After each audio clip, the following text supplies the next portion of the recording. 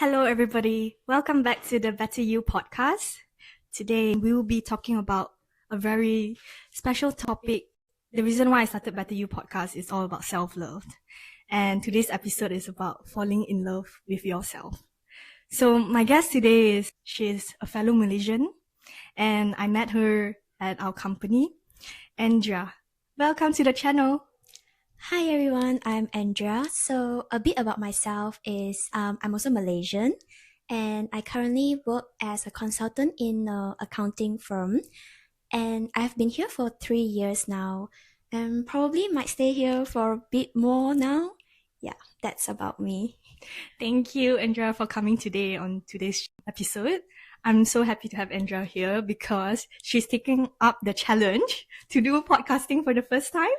So yes, let's get on. Yes, to be honest, I'm really nervous. The first question is, what does falling in love with yourself actually mean to you?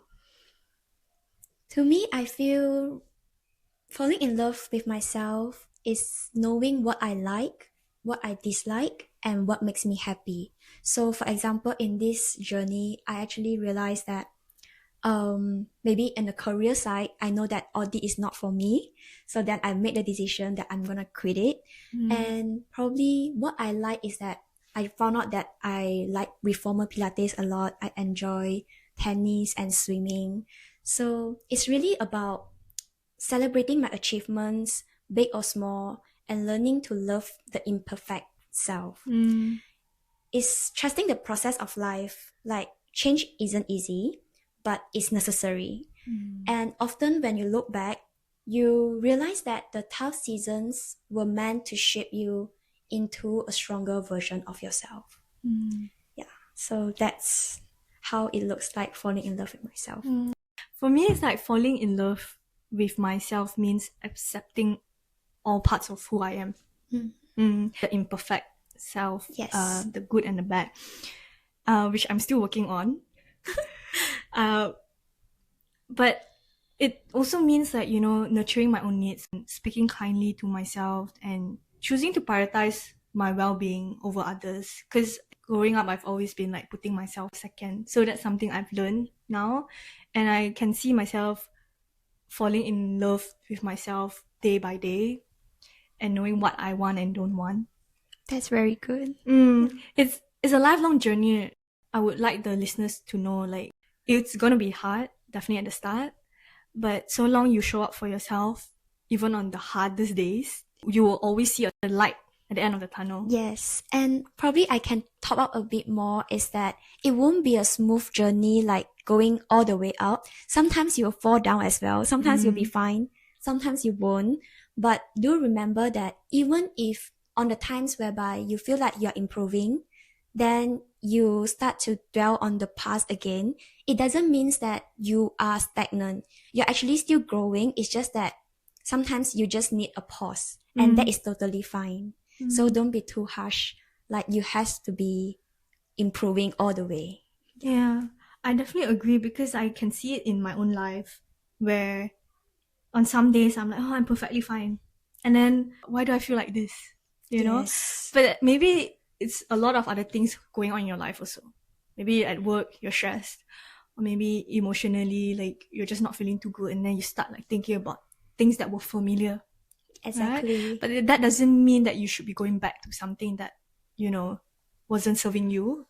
It's more like, it's just God showing you like maybe at that point there are some needs that you need to maybe look into. Emotionally, maybe you need to reach out to friends and, surround yourself with people that can bring you joy. Because maybe you're having a hard time on other parts in your life. Yeah. Yes. So when did you first realize you needed to work on loving yourself more? Yep. This is definitely like digging out the past of why all this happened, of where all this started. So there was a period of time whereby I was really at my lowest point, which what happened was I just moved to the UK, and then I'm almost homeless in a way that there's a lot of problem with my accommodation. So I have to stay in my friend's living room for the initial period of time until I find a proper accommodation. So that time was like very, like probably I feel very insecure because I don't feel like here is home to me, because this is my first time coming to the UK and everything is so not familiar. And also at that point whereby I actually broke up, and so I lost valuable relationship being partner and also my closest friends. So that is my turning point where I realized no one will be with me forever, and the only person who will stay for life is myself.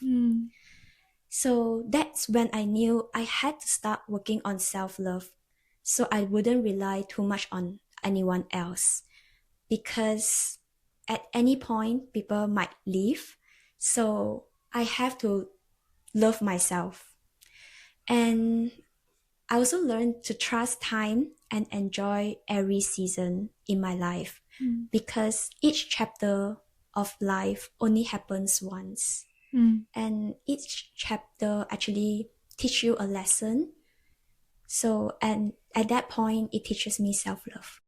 Firstly, I'm so sorry you had to go through all of that. Thank you for being so brave, to open up today and share your story. I think that Andrea now It's totally different. But of course, like you're so strong. Thank you. The past you will be so proud because you held on and you never gave up on yourself. I think that's so important. Yeah. It was really like, that was the darkest time. Yeah. How about you? For me, it's like I realized I needed to work on self-love after feeling lost and heartbroken because it was my first serious relationship. And I saw how much I had sacrificed, like my identity and how my worth was tied to someone else's approval, right? Even though it was not his intention, but I felt like it was an eye opener for me because I realized like I wasn't loving myself enough. That was a painful wake up call because it forced me to, fill my own cup and focus on myself. But I think in other words, right, like loving myself really taught me a lot because it's definitely a very painful lesson, having lost someone you thought that was your person. But then it made me realize, like you say, nothing is ever permanent in life because sometimes people come and go. It might not be in relationships like romantic, but maybe your loved one. You never know what's going to happen tomorrow. Yes, exactly. So the idea about like you attaching with someone, right? I think it takes a lot of courage, but it's something that we need to do as humans. Sometime in our life, especially once we are an adult, is to know like at the end of the day, we come into this life as one person, and we are going to live this life, unfortunately, as only one person. I'm happy how far I've grown now, and how secure I am now compared to last time. Yes, I'm happy to see the full cup you as well. Oh, thank you. What myths or beliefs about self-love do you have to unlearn to love yourself? I used to think that self-love was selfish because it means that you're very self-centered because you just think about yourself. But now I see it as the opposite. It's actually putting in the care that you deserve so that you can show up better for others. It's not about rushing to fix yourself just to meet the society's expectation. For example, like getting married at a certain age. I've learned that rather I'll be whole on my own than pressure into something that steals my peace. And you? Exactly what you were saying. Like I think it's just the mentality when I was growing up. I will always be the nice person and take care of others. Yes. So naturally, I've always thought that loving myself and putting myself first, it seemed to me that I was being very selfish. But better late than never, right? That I know now because like it's also you protecting and knowing your self-worth in a way where you're setting boundaries. Because if the person, friends or partners, maybe they're not happy with whatever boundaries you set, then they are not the right person for you.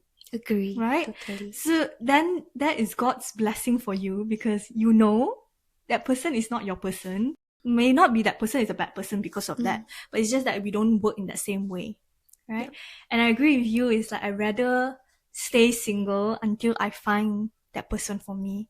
In the next relationship, I want my energy to be saved up for that person that I know that deserve, and also we both grow and help each other be the best version of ourselves. Yeah. Agree. We've all got our hearts broken before. How did you practice self-love during that period? So honestly, it was really tough when I broke up 3 years ago, because I have been in relationship back to back for 11 years.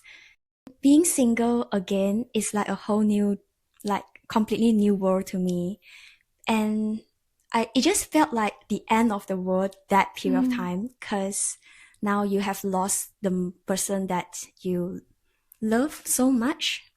But I was very grateful that I have supportive friends and family stood by me during that period of time.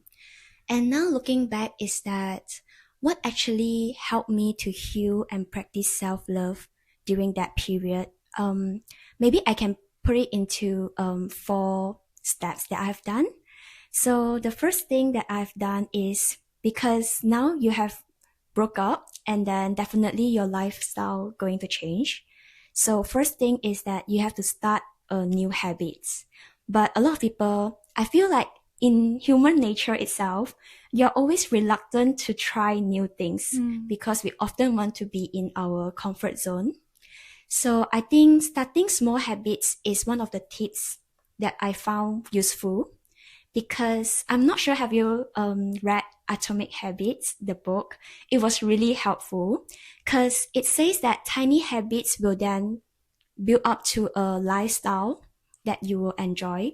And I truly believe that it's just starting small. Like for example, I'm not a person that do sports a lot in the past, but what I tell myself is that at least a 15 minutes to 30 minutes morning jog, that will help. And actually, looking back is that when I did 15 minutes in the beginning, I actually felt proud of myself that I actually get myself out of the bed and go for a morning jog. And the moment whereby you completed that morning jog, you will feel refreshed and actually glad that I made that decision. But some people will actually think that you want to start new habits, but you don't know what to start with, right? Then that comes to my second point, whereby it's time for you to explore new things. You know how we have the class pass, and then you can try different kind of like workouts. So then what I did is that I tried different workouts like kickboxing, and then Pilates, and then Versa Climb. That is where I start to know what I like, what I don't like. Then I continue with what I like as part of my lifestyle. Yeah. But most importantly, I think what actually helped me to go through that period is really, I'm blessed with all the good people around me. So I felt like I'm surrounded with people who actually see the potential in me more often than I see in myself. So that actually encourages me to see my self-worth. Yeah, so I would say that really in your dark times, you really need to be surrounded by positive and good people, because they are the one that will bring you up from your darkest time. Yeah. And then I also listen to motivational podcasts. Podcasts help a lot. So that's why I feel like what you're doing now is really inspiring. Thank you. So I listen to Jay Shetty and Mel Robbins' podcasts. Same.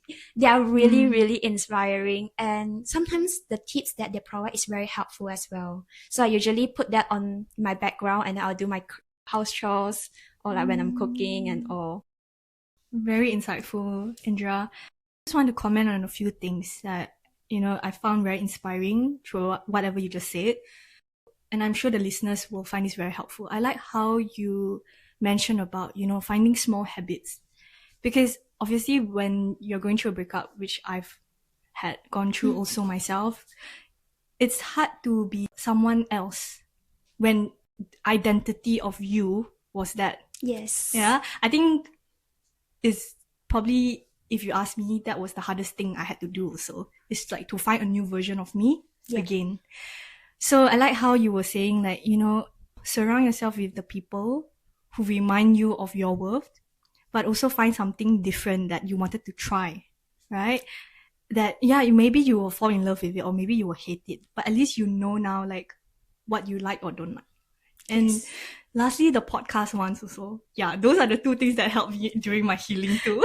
Yeah, because like sometimes you just need to listen to those advice to instill that in your mind. Yeah. Yeah. 100%. And also through those kind of podcasts, you get an external point of view. Because maybe it might be similar to whatever you've went through during the breakup or during the relationship that wasn't very healthy. Yes. And then you kind of know like, hey, maybe you also had some things that you needed to work on. So I think those podcasts have those advice that is helpful for people. Completely agree. For me, it's like, how did I practice self-love during my breakup? Is I don't know whether this might be the healthiest way, but at that point, I only knew that it's just to cry until you cannot cry. Because I think I'm such a feeler, as you know, right? So just getting it out of my system was like, for me, the easiest option. Like release all your emotions. Yeah, for sure. But what I've learned was I didn't have such a big social group. So maybe similar to what you've just said, I was putting myself outside of my comfort zone. So I told myself like, hey, right now I don't have such a big social group. This is what I'm going to do. I'm going to go out and meet new people. So I'm very grateful because now I have friends that I've met here in London. Exactly. That I hold very close to me because it's me, like I put myself out there and I've met these amazing people. And at the same time, I also found myself. So yeah, that was how I healed. Glad that you actually take that leap of faith. What would you say was the hardest part about being alone again? At first, the hardest part of knowing that being alone again is that I have to handle everything on my own. And it felt very scary and heavy because you always have a companion that do everything with you, right? But then I realized that alone isn't showing that loneliness, but rather it can actually be a sense of peace. I start to actually treating myself like my own best friend. So how do I treat myself like my own best friend is that how would I want other people to treat me? So I will buy things that I liked, I'll do activities that I enjoy, and I'll eat the food that I crave. So I don't expect others to fulfill my needs, but I fulfill my own needs instead. So that slowly become my lifestyle. And I think another important part in my life that I start to enjoy my own company is that religion plays an important role in giving me the hope and strength. So I know that God has a plan for me and He will be with me in good and bad times. So having that belief does help me go through the time of being alone. Because back then, I did ask myself before. So in the UK, I have no partner, no house, no car. And at one point of time, I'm almost jobless. You know that, right? So, but was I happy? And surprisingly, the answer is yes. Because happiness isn't about ticking society's boxes. It's about emotional stability, health, love from friends and family, and being content with what you have. So I have learned that having a partner would be a bonus, but I'm already complete on my own. I'd rather be single than in a toxic relationship that would drain my energy. Well said. Yeah, how about you? What do you think? Firstly, I'm so inspired by whatever you just said. Okay, I think you're very brave. You know, despite everything that you went through, and at that point, I know what you were going through. Thank you. I think it's so important and so much kudos to you to, you know, feel your own needs and not wait for others to meet that. And I think that's something like you say, like a breakup is a blessing in disguise, right? Yep. Because if I've not gone through that breakup, I wouldn't kind of push myself to Or see like what realize, yeah. I needed that I could fill myself with. Right. So this time also, like the me now versus a me a year ago is so different. I think if people who know me before can see this, like I'm so much more grounded and I know what I want. And the best thing is that I can feel it with my own needs. Like I don't need to wait someone else. Exactly. Yeah. Yes. I think the hardest part, like you say, is detaching from the routine of having someone in my life. Especially like, you know, waking up to like good morning text or having the call with the person because we were doing long distance. It felt like as though like there was something missing. But then that's where you step in, right? You step in and then you try to fill that with yourself or like with like your friends and family. I think what helped me to learn to enjoy my own company is, you know, just being more gentle with myself. Because I've always been quite harsh. And I always think like, you know, something happens because like I wasn't good enough. But then as I heal now, I know like it's never about how much I was worth.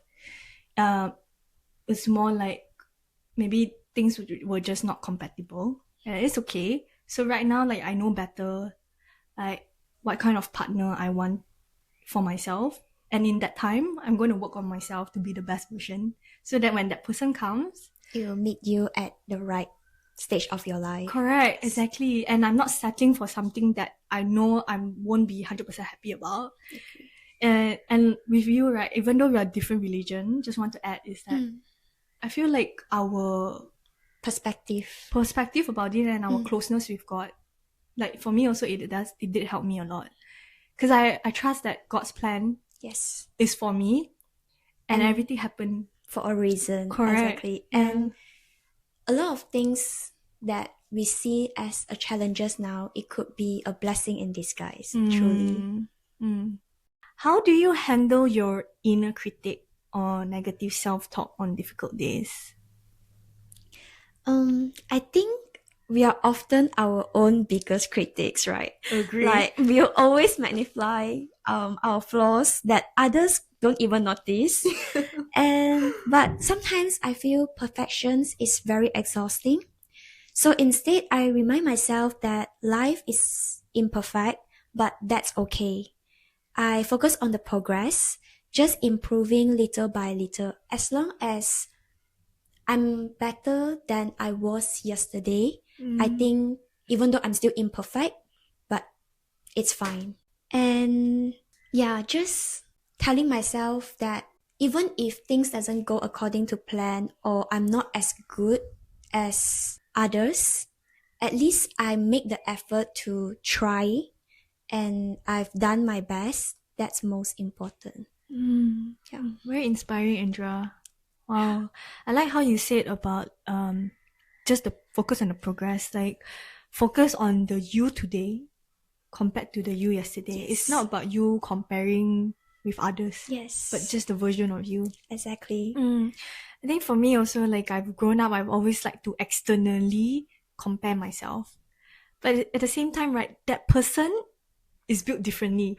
Yes. And that's something that how I talk gentle to myself is like that person is them, they're on their own journey. We support each other, right? We are happy for them. But them doing good doesn't mean I'm doing worse. Yeah. It's just me, I'm on a different journey. I reached the finish line. Maybe earlier, maybe later. But that doesn't tie with how good I am as a person.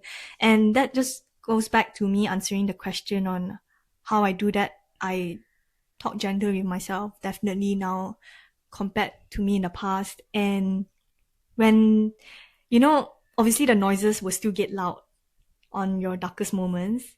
I acknowledge them, but I don't let them ride on me. Like I don't let them control me. Consume your energy. Exactly, correct. I instead like just respond and say like, hey, maybe I'm just having a bad day. But this doesn't define me. I'm enough as I am. And then I've also started like journaling a lot. So if there's a lot of things in my head, I write down. Because sometimes you get a clearer head space when you take everything out of your system. And yeah, just calming my mind and just pray a lot. Pray a lot, and the next day will always be better than the day to day. Yeah, Yeah. I agree that praying does really help us to give us the sense of hope, right? Yeah, I also pray a lot. Like it helps. Agree. Yeah. Especially when you feel like you have done your best. So the rest of it, you just leave it to God to help you. Agree. Well said. Yeah, that's my ideal. So, like, cause, like, for me in my religion is like the time I have on this earth now is not the most important. It's the time after Afterlife. that. Yeah, afterlife. So I try my best, right? I don't even know tomorrow is it guaranteed. Like I might or might not be here tomorrow, but I know that today I have no regrets. Today I've done my best. I still show up to people. I show up to myself. I'm still kind. 100%. Yeah. Yes. What's one small thing you do every day to show love to yourself? Actually, I find it like instead of one small thing, I've come up with two. Because I feel like that too is really important in my life. Okay. So it's actually workout and food. So exercise is my way of like loving my body to keep healthy and strong. And food makes me happy. Like even simple meals, I feel like they give me the sense of warmth that I needed. So all these little daily things add up to like my stability and joy, I would say. Yeah, and you? For me, it's very simple. I think it's more like I'm a words of affirmation person. So Okay. how I show love to myself, right? It's like I will read all these affirming quotes or tell myself, because that's something that I like to hear from others before, but now I can give it to myself. So yeah, so it's a grounding technique for me when I wake up every day, right? And also I like to play music, like fun music and just dance around, just be myself, like my free self, and connect to myself. So yeah, That's really nice. what's something you love about yourself now that took time to appreciate? I think for me would be gratitude, optimism, and courage. I'm more daring to try new things now, less afraid of being alone, and more content on the small joys in life. Because if you can choose, why not choose to be happy, right? Because the decision is in your hand. Like no one is like putting a knife on you and tell you you must be sad or whatever. So why not choose to be happy? And that shift didn't really happen overnight, but it's proof that change, though uncomfortable, but it can lead to something much more beautiful. Yeah. Andrea, just want to say I like how you were saying like it's all in your hands. Because when I look back in my own experience, right? Yeah, I definitely make a decision, but I felt like it's always externally involved. Meeting others' expectation on you. Yes, and also it's more like, okay, if I do this, how would they feel about me? So it's always about external validation, correct, right? So it's interesting that you said that, because now like I've been working on that, and I can definitely see myself asking myself like, what do I want? It's not about like what other people want. At the end of the day, it's what do I want? Okay. So that's a good point. I've grown to love my resilience. Because I went through a lot, personally, and not just like in my romantic relationship. I think just my whole life, and I think I used to always think about it as like, oh, I'm so strong. Like, is that even feminine? But I've come to grown to love that version of me, because despite everything, right, I'm so strong that I still stay kind and soft to everyone. I mean, to myself, maybe not the best, but like I'm working on it. So, but I still show up and I move forward with life. I mean, it's always not easy, but I think it's shaped me to who I am today. I'm proud of myself, and I'm happy that I stick to my values despite like what I've been through. Yeah, especially you need to stay strong at your weakest time. That is the hardest. But you did it. Well done. Thank you. I'm sure the same for you. I feel like everyone has their own battles. and we might not share it openly with everyone, but we ourselves know. So I want to say, like, whatever you go through or are going through, you are amazing. Thank you. You too. We are both amazing. Oh, we are both amazing. What boundaries have you created to protect your peace and self-worth? I think this is something good for the listeners to know how to set their boundaries. I'm not sure if this is the best advice. What I've learned is that not to over invest in just one person is a way of protecting myself while still leaving space for healthy connections. Because at the end of the day, emotional stability matters more than clinging to someone just to avoid being alone. Like, I've come to realization, I think you also mentioned the same, like, people come and go. Some who used to be my best friend or partner in the past may turn into a complete stranger now. But I just need to accept the fact that if people choose to leave, I should let them go to protect my own peace and self-worth. Yes, that's my boundary. How about your boundary? I've learned to say no to people. Because in the past, it's always I'm the good and nice person. Even if I'm not very happy about it, I recognize it's maybe partly it's my fault, like I couldn't say. You don't want to disappoint others. Others, yeah.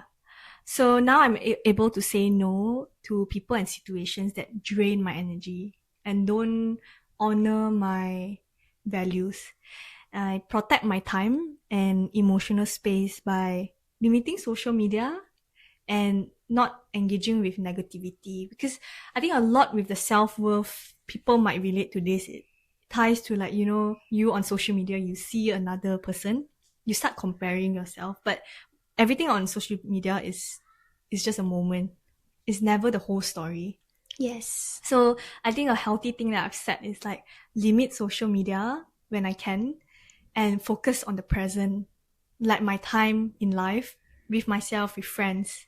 Because I think in the past, when I was so focused on social media, I don't really focus on the present, because you're just focusing on, like, how to get the best pictures, but never truly present in the moment. So I'm clearer about what I will and won't tolerate in relationships, and I'm more confident about asking people for support. Because I think it also ties to, like, if I ask people for help, I'm going to appear weak. I think I wasn't vulnerable enough, but we're all humans, right? So I've learned that, and I'm more comfortable in doing that. And lastly, to me, right, like, one person had the chance to show up for you, but if they don't honor it, someone else deserves that chance. Yes, agree. And if that person doesn't come along, like we say, like, we have ourselves to give that love and respect. And then we have God. I think what has helped us is that we have ourselves, but at the same time, like, God is always with us. Oh, God is always with us. Like, God won't put us through something He knows we are not strong enough for. Agree. Right? Yeah. That's very true. Especially, like you say, the boundary on where you need to say no to save your energy, and also to just reach out to someone when you needed it. Yeah.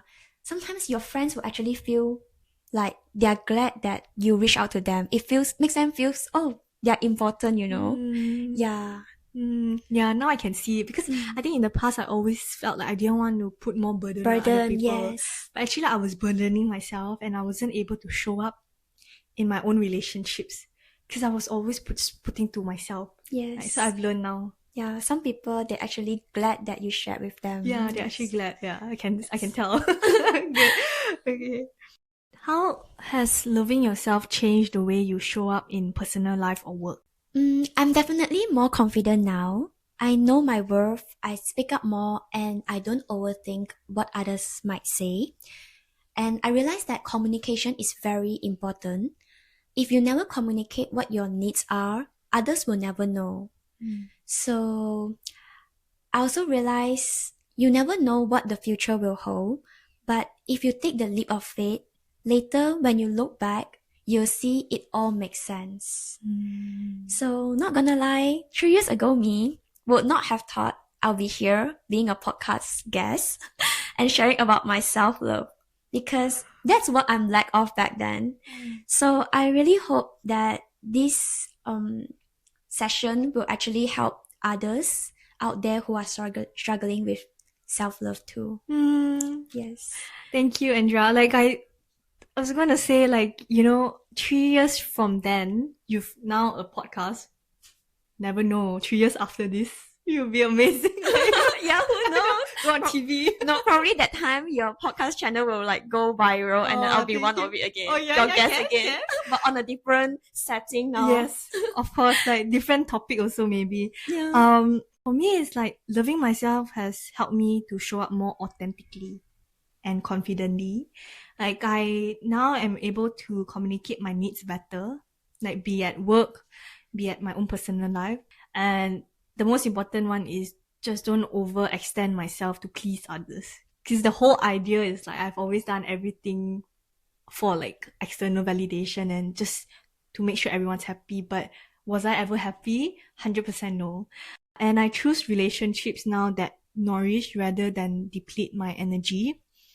Because I only have so much energy, right? So that energy has to go to something that is meaningful. And I'm happy that now like I'm able to select where to put those energy to. And to those listeners, right, like Andrea say, who are worried about, maybe for you it's like you might think like this is all you're just being like someone who has high standards, right? But don't ever lower your standard, because this is you, and the right person who loves you truly will always be willing to better themselves to meet you where you are. Agree. So if you have a chance to actually write a letter to yourself, how would that letter looks like, Patricia? A very good question. I would say like my letter to myself would be to the little girl who lacks self-love, definitely. And I want to say like, I see you. Like I know it's been hard to feel worthy and loved, especially with whatever you went through. But I want you to know like that you are enough exactly as you are. And you don't have to change or hide to earn love or acceptance. It's also okay to feel scared and to make mistakes. Don't worry, that's part of you growing. No one is perfect, and it's also okay to ask for help. It doesn't make you any weaker. You are stronger than you realize. Probably a lot than most people are, but you always think that you are not strong enough. And your heart is capable of so much love, especially the love you give yourself. So I want to say how proud I am of you for staying true to yourself and kind to everyone despite everything. I love you and will always be here for you. Oh, that's so inspiring letter. Thank you. How about you, Andrea? Like any key takeaways from this session? Key takeaways I would say is probably self-love isn't a big moment of transformation, but it's the small promises you keep to yourself every day. Every challenge, even heartbreak, can be a blessing in disguise because it shapes you into the person you are meant to become. Being alone doesn't mean being lonely. It can be the deepest peace if you learn to love your own company. So, to close this off, maybe I can say that never underestimate your own capabilities. You are much stronger than you think you are. Live life with no regrets. Don't waste your time in misery, but instead use your time on earth to do something meaningful that will bring joy to yourself and even people around you.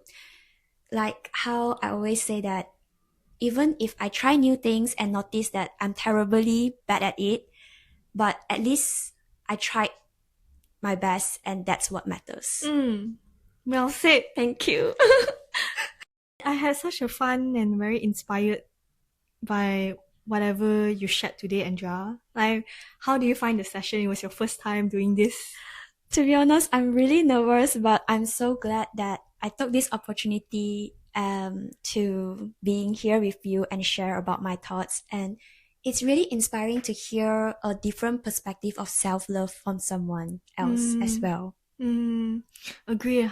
And I think, like, people have different views of self-love. So I hope like the listeners today will take away some very useful tips from Andrea herself, from her journey. All right. Thank you. Thank you. And to the listeners, if you enjoyed this episode, don't forget to like, subscribe, and comment. Bye. See you in the next Bye. episode. Bye.